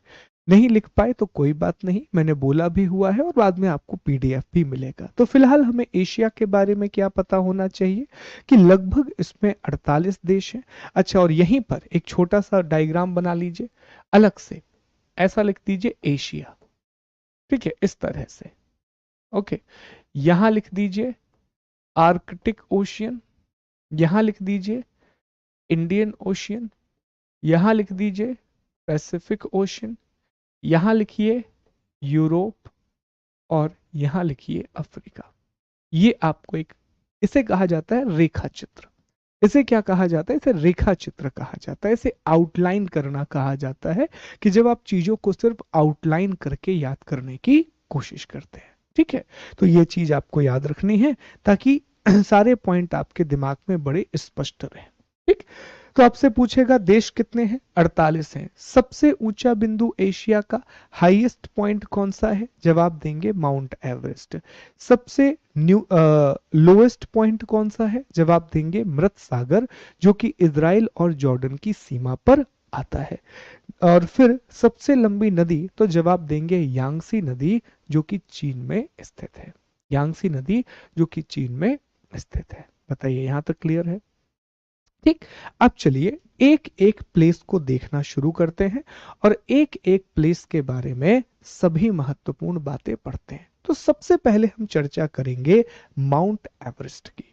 सर माउंट एवरेस्ट के बारे में हमें क्या पता है, तो माउंट एवरेस्ट के बारे में हम जानते हैं, माउंट एवरेस्ट के बारे में हम जानते हैं कि it is the highest point of Asia, उच्चतम बिंदु 8,848.86 मीटर, ये इसकी ऊंचाई है। ठीक है, highest point of Asia, Asia का उच्चतम बिंदु। अब ध्यान से इसकी लोकेशन देखो। ठीक है, अब माउंट एवरेस्ट के बारे में हम पॉइंट लिख रहे हैं, अब हमें देखना है इसकी अवस्थिति, अब हमें इसकी लोकेशन देखना है। तो ध्यान दीजिए कहां पर है, बहुत अच्छे से मैप को देखिए, एशिया का मैप है, भारत है और ये नेपाल है। ये देखिए, ये नेपाल है दोस्तों, देख पा रहे हैं आप लोग, नेपाल। और ये जो इलाका है that is the mount Everest. ये माउंट एवरेस्ट जहां पर मैंने पूरा गोल कर दिया, ये कौन सा इलाका है? ये है माउंट एवरेस्ट। एटलस उठाइए अभी नहीं, क्लास के बाद, और उठा करके उसमें माउंट एवरेस्ट को एक बार जरूर देखना। अब माउंट एवरेस्ट को जैसे ही आप देखते हो तो इसका बड़ा हिस्सा नेपाल में आता है, पर कुछ थोड़ा सा हिस्सा इसका तिब्बत में भी आता है। तो माउंट एवरेस्ट की अवस्थिति में आप क्या लिखेंगे कि नेपाल, नेपाल तिब्बत सीमा, Nepal Tibet border. Mount Everest सिर्फ एशिया का सबसे ऊंचा स्थान नहीं है, ये हमारी पूरी पृथ्वी का, ये हमारी पृथ्वी का उच्चतम बिंदु है। ये हमारी पृथ्वी का उच्चतम बिंदु है। It is the highest point of earth. तो अब अगर आपसे कोई पूछे कि एशिया का, तो आप कहेंगे माउंट एवरेस्ट, और पूरी पृथ्वी का, तब भी आप क्या जवाब देंगे? Mount Everest. अब सवाल यह आता है कि सर माउंट एवरेस्ट का नाम कैसे पड़ा और क्या इसका कोई और नाम भी है? तो दोस्तों, माउंट एवरेस्ट का जो नाम है वो एवरेस्ट रखा गया है जॉर्ज एवरेस्ट के नाम पर। किसके नाम पर रखा गया है? जॉर्ज एवरेस्ट के नाम पर रखा गया है। भारत में एक डिपार्टमेंट है सर्वे ऑफ इंडिया, ठीक है, तो सर्वे ऑफ इंडिया के अध्यक्ष थे जॉर्ज एवरेस्ट। तो उन्हीं जॉर्ज एवरेस्ट के नाम पर, जॉर्ज एवरेस्ट के नाम पर नाम रखा गया इसका माउंट एवरेस्ट, ठीक है। चीन, सॉरी, तिब्बत और नेपाल में लोग इसे माउंट एवरेस्ट नहीं कहते। नेपाल में लोग इसे, नेपाल में लोग इसे सागर माथा कहते हैं। इसे नेपाल में लोग इसे सागर माथा कहते हैं। सागर माथा नाम समझ में भी आता है। सागर माथा के दो सेंस यहां पर निकाले जा सकते हैं। अगर हम ज्योग्राफिकली इसका सेंस निकालें तो हमने देखा है कि हिमालय पर्वत का निर्माण टेथिस सागर के अवसादों से हुआ है। हिमालय का जो फॉर्मेशन है वो टेथिस के सेडिमेंट से हुआ है, ठीक है। और एक और बात, इसे तिब्बत में चोमोलंगमा कहते हैं। चोमोलंगमा, ठीक है। तो ये नाम याद रखना है, पूछे जा सकते हैं। चोमोलंगमा कहा जाता है, कहां? तिब्बत में इसे चोमोलंगमा के नाम से जाना जाता है। अब इसकी हाइट को लेकर के थोड़ी सी बात मैं आपको समझाता हूं। देखिए, हिस्टोरिकली ये माना जाता था कि इसकी जो ऊंचाई है वो 8,848 मीटर है, पर हाल ही में चाइना और नेपाल, इन दोनों ने मिलकर के दोबारा से माउंट एवरेस्ट की ऊंचाई को मापा और अब इसकी ऊंचाई 8,848.86 मीटर है। क्यों है सर? बढ़ कैसे सकता है कोई भी माउंटेन? तो वो हम जानेंगे। हम जानेंगे कि जो हिमालय है वो एक वलित पर्वत है, फोल्ड माउंटेन है। तो जब दो प्लेटें आपस में टकराती हैं तो वलित पर्वत का निर्माण होता है, और जब दो महाद्वीप आपस में टकराते हैं तो उससे जो वलित पर्वत बढ़ता है उसकी ऊंचाई लगातार बढ़ती जाती है। तो माउंट एवरेस्ट की जो ऊंचाई है वो अब भी लगातार बढ़ रही है, ठीक है। अब इंसान की एक बड़ी फितरत रही है कि इंसान को हर जगह पहुंचने की एक, कहते हैं ना, इच्छा है, जिद है। तो कई सारे लोग हैं जिन्होंने माउंट एवरेस्ट पर चढ़ाई की है। पर दोस्तों, दुनिया में पहली बार जिसने माउंट एवरेस्ट पर सफल चढ़ाई की, फर्स्ट सक्सेसफुल क्लाइंबिंग और माउंट एवरेस्ट, ये किया गया था 1953 में। और 1953 में दोस्तों याद रखेंगे, न्यूजीलैंड के एडमंड हेलेरी, एडमंड हेलेरी और नेपाल के तेंजिंग नॉर्गे, तेंजिंग नॉर्गे, पहले लोग थे जिन्होंने माउंट एवरेस्ट पर चढ़ाई की। तो ये 5 बिंदु आपको एवरेस्ट के बारे में पता होने चाहिए। ये 5 पॉइंट माउंट एवरेस्ट के बारे में पता होने चाहिए। कहां पर है? नेपाल और तिब्बत की सीमा पर है। किस प्रकार का पर्वत है? वलित पर्वत है, यंग फोल्ड माउंटेन है, ठीक है। और किसका हिस्सा है? ये भी आप लिख लें कि it is the part of Himalaya. ये किसका हिस्सा है? ये हिमालय पर्वत का हिस्सा है। It is the part of Himalaya, ठीक। इतनी बातें याद रहेंगी। एक एक पॉइंट बहुत जरूरी है, इसको मत भूलिएगा, ठीक। अब देखिए यहां पर लिखा हुआ है सब कुछ, जिसमें नेपाल और तिब्बत के बीच स्थित माउंट एवरेस्ट हिमालय पर्वत और पृथ्वी का सबसे ऊंचा बिंदु है। इस पर्वत का नाम भारत के पूर्व महासर्वेक्षण जॉर्ज एवरेस्ट के नाम पर रखा गया।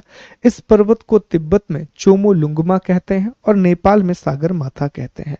एवरेस्ट को पहली बार 1953 में भारतीय नेपाली तेंजिंग नोर्गे और न्यूजीलैंड के एडमंड हैलरी ने फतह किया था, ठीक है। भारत और नेपाल के थे कौन? तेंजिंग नोर्गे। ओके, तो ये बातें आपको माउंट एवरेस्ट के बारे में याद रखनी है, ठीक। चलिए, अभी मैं आपसे सवाल भी पूछूंगा तो ये सारी चीजें आपको रिकॉल भी हो जाएंगी। अब बात करते हैं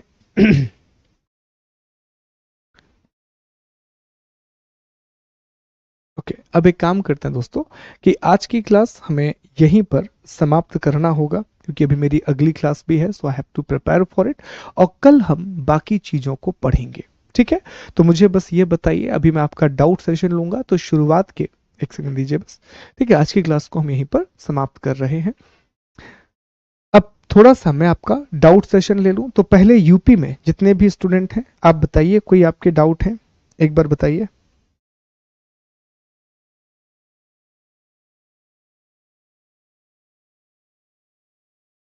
ओके, बताएं एक बार सभी लोगों के डाउट, जो कुछ भी डाउट है। देखिए, कमेंट अभी मैं बीच में नहीं लूंगा, क्योंकि कल मैंने देखा है कि कमेंट बीच में लेने से खास तौर पर उन लोगों का नुकसान हो रहा है जो पढ़ रहे हैं, ठीक है। बाकी आपके एक्सक्यूजेस तो चलते ही रहेंगे, क्योंकि बिना एक्सक्यूज के हम पढ़ाई नहीं करते हैं, इसीलिए कमेंट हम आखिरी में लेंगे। तो अब आपका एक एक डाउट बताइए। सर मेरा मैसेज ठीक है। क्षमा बताइए क्या डाउट है? Sir please one more time all repeat again. Okay ठीक है, मैं सारी चीज रिपीट कर देता हूँ। टेबल, टेबल को रीड, टेबल तो अभी रीड नहीं होगी अनिल जी, टेबल हम बनाते जा रहे हैं। जैसे अभी मैंने आपको एशिया के बारे में बता दिया, कल मैं आपको सारे महाद्वीप बताऊंगा, फिर मैं आपको टेबल पढ़वाऊंगा। पहले एक बार पता तो चल जाए हर एक चीज के बारे में, ठीक है। कोई डाउट है? सर क्लास कितने बजे स्टार्ट होती है? सुबह 10 बजे स्टार्ट होती है। सर ये नोट्स कैसे बनाए? जैसे अभी हमने नोट्स बनाए थे ना आपके सामने, एक एक पॉइंट लिखा था, एज इट इज एक एक पॉइंट लिख लीजिए। राइटिंग पर मत जाइए, क्योंकि आप लोग अब बड़े हो चुके हैं, तो जो मैं बोल रहा हूं बोलने पर फोकस कीजिए और पॉइंट को नोट डाउन करते जाइए, ठीक है। इस तरह से आप नोट्स बनाएंगे। सर मेंस के लिए कैसे और कब प्रिपेयर करवाएंगे? अभी आपके टॉपिक प्रीलिम्स के चलेंगे, कारण हमने आपको शुरुआत में बताया था कि प्रीलिम्स में ज्योग्राफी का वेटेज ज्यादा है, मेंस में कम है। तो मेंस के टॉपिक आपके शुरू होंगे लगभग 1 से 1.25 महीने के बाद, जब प्रीलिम्स की आपकी तैयारी बहुत सारी हो जाएगी, ठीक है। अभी आपका प्रीलिम्स का टॉपिक चलेगा। माउंट एवरेस्ट और हिमालय में क्या डिफरेंस है? अच्छा प्रश्न है। हिमालय बहुत सारे पर्वतों के संग्रह को कहा जाता है। हिमालय एक पर्वतमाला है, उन्हीं पर्वतों में से एक पर्वत है माउंट एवरेस्ट, ठीक है। तो माउंट एवरेस्ट हिमालय की सबसे ऊंची चोटी है। Mount Everest is the highest peak of Himalaya. और डाउट बताइए दोस्तों। सर रिवीजन करा दीजिए। रिवीजन मैं हर दिन करा रहा हूँ क्लास के बाद में, और अभी भी करा दूंगा, ठीक है। अगर नोट्स ना बनाए तो कोई बात नहीं, फिर आपको नोट्स अपने दिमाग में बनाने पड़ेंगे, तो क्या इतनी चीजें आप याद रख पाएंगे? वो आपको देखना पड़ेगा। हाँ, पॉइंट टू पॉइंट ही लिखना है, जैसे मैं लिख रहा हूं ना। अब देखो आप बताओ, ये होता है पॉइंट टू पॉइंट लिखना। लिख लो इस तरीके के पॉइंट, ठीक है। पूरी भाषा लिखने की जरूरत नहीं है आपको, क्योंकि भाषा के लिए तो पीडीएफ है ना आपके पास, है ना। नहीं, नोट्स नहीं बनाएंगे तो काम नहीं चलेगा। उसमें क्या कंफ्यूजन है? अंगारा लैंड, अंगारा लैंड, अंगारा लैंड अलग चीज है, वो इसी में आता है दोस्तों वो हिस्सा, वो मैं आपको आगे समझाऊंगा, ठीक है। अलग थ्योरी के हिसाब से उसे अंगारा लैंड कहा जाता है, ठीक है। प्रैक्टिस हम कराएंगे। हाँ मैं सारा रिपीट कर रहा हूँ, बिल्कुल रिपीट कर रहा हूँ। ये उत्तराखंड पीएससी के लिए भी सही रहेगा आपकी क्लास। नहीं, दूसरी बुक नहीं पढ़ना पड़ेगा।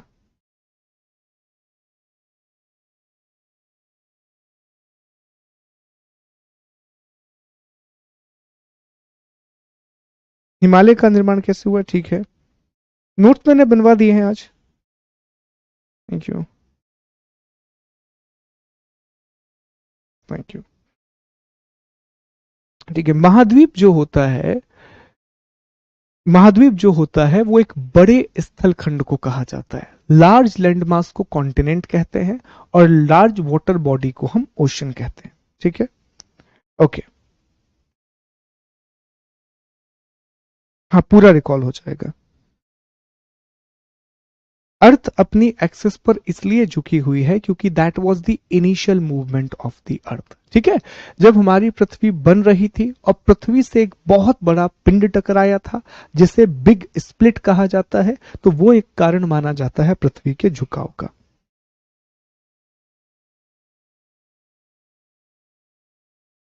शॉर्ट नोट आपको बनाना पड़ेगा, बिल्कुल। हिमालय के बारे में डिटेल में हम आगे पढ़ेंगे।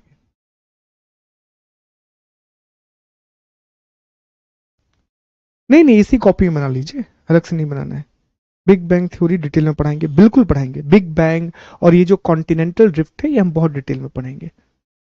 ठीक है, एनसीईआरटी बुक 11th की। आप सिर्फ नोट्स पढ़िए, दूसरी किताब मत पढ़िए। मैं आपसे फिर से रिक्वेस्ट कर रहा हूं, नोट्स पढ़ने से आपका काम हो जाएगा। ठीक, दिशा के बारे में, ठीक है। नहीं प्रांशु, मैं ऐसे नहीं समझाऊंगा आपको दिशा के बारे में। अगर आप चाहते हैं कि मैं आपका आंसर अच्छे से करूं, then please ask me question very carefully. ठीक है, अच्छे से पूछेंगे तो मैं आंसर करूंगा, नहीं पूछोगे, बदतमीजी करोगे, क्लास से बाहर निकाल दूंगा, ब्लॉक कर दूंगा मेरी क्लास से, कोई कमेंट नहीं आएगा।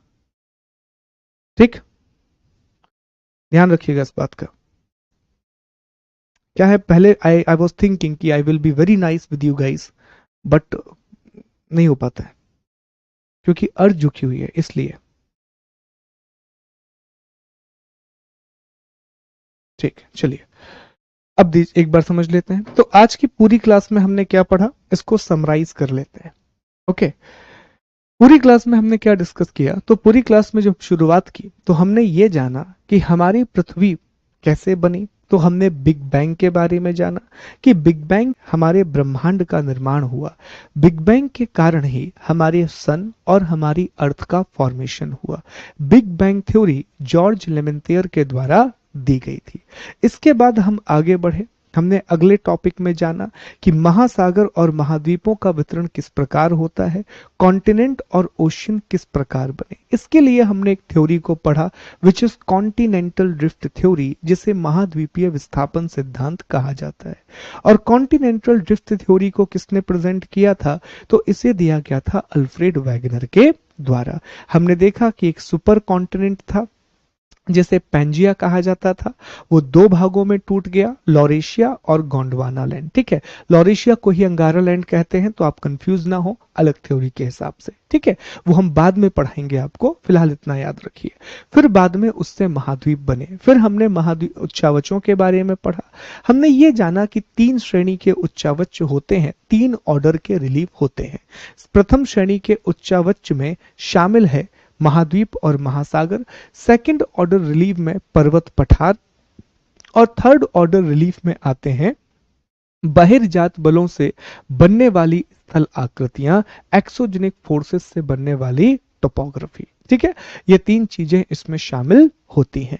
फिर हम आगे बढ़े, हमने 7 महाद्वीपों के बारे में पढ़ा कि क्षेत्रफल के हिसाब से सबसे बड़ा महाद्वीप Asia, Africa, north America, south America, Antarctica, Europe, Australia. जनसंख्या के हिसाब से Asia, Africa, Europe, north America, south America, Australia, Antarctica. ये पूरी कहानी हमने देखी।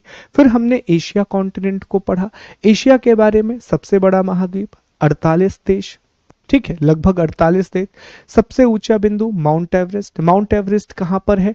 नेपाल तिब्बत सीमा पर हिमालय में है। ये हिमालय और पृथ्वी का सबसे ऊंचा स्थान है।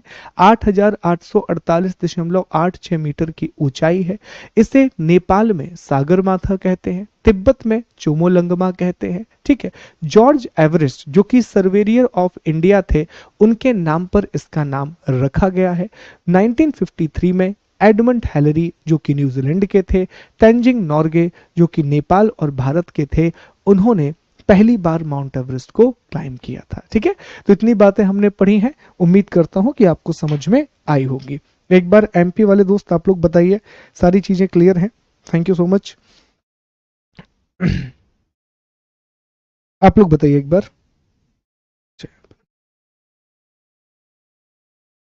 नहीं, पीडीएफ निकलवाने की जरूरत नहीं होगी अगर आप इस तरह से लिखेंगे। ठीक है, थैंक यू सो मच। कल आप लोगों से मुलाकात होगी। अपना ख्याल रखिए, बहुत अच्छे से पढ़िए। सुबह 10 बजे आपसे फिर मिलेंगे। देखिए, एक नया रास्ता, जब भी कोई समस्या आती है तो हम एक नया रास्ता निकालेंगे। और मुझे एक बात समझ में आई है कि हमें इस क्लास को आगे बढ़ाना है तो you need to be discipline. अगर आप जितने डिसिप्लिन में रहेंगे, मैं उतना ज़्यादा आपसे इंटरेक्ट करूंगा, और अगर आप नहीं डिसिप्लिन में रहेंगे तो मैं उतना कम इंटरेक्शन आपसे करूंगा। ठीक है, तो अब आपके ऊपर है आप किस तरह आगे बढ़ाएंगे। मैं आपको नोट्स प्रोवाइड करूंगा, क्लासेस होंगी, ये सारी प्रोसेस चलेगी। ठीक, तो आपको नोट्स मिल जाएंगे पीडीएफ सेगमेंट में। कल हम बाकी के महाद्वीपों के बारे में पढ़ेंगे, और कल ही हम महासागरों के बारे में भी पढ़ेंगे, ओशन के बारे में भी पढ़ेंगे। क्लास जरूर आइएगा, बहुत सारी चीजें, बहुत इंपॉर्टेंट बातें कल हम पढ़ने वाले। और बहुत मेहनत करो दोस्तों, बहुत पढ़ाई करो, क्योंकि जितना सीरियस होकर के आप पढ़ोगे, जितना सीरियस अपने लिए रहोगे, उतना बेहतर और उतने ज्यादा चांसेस आप अपने लिए बनाओगे। जय हिंद, जय Bharat, take care, god bless you all of you.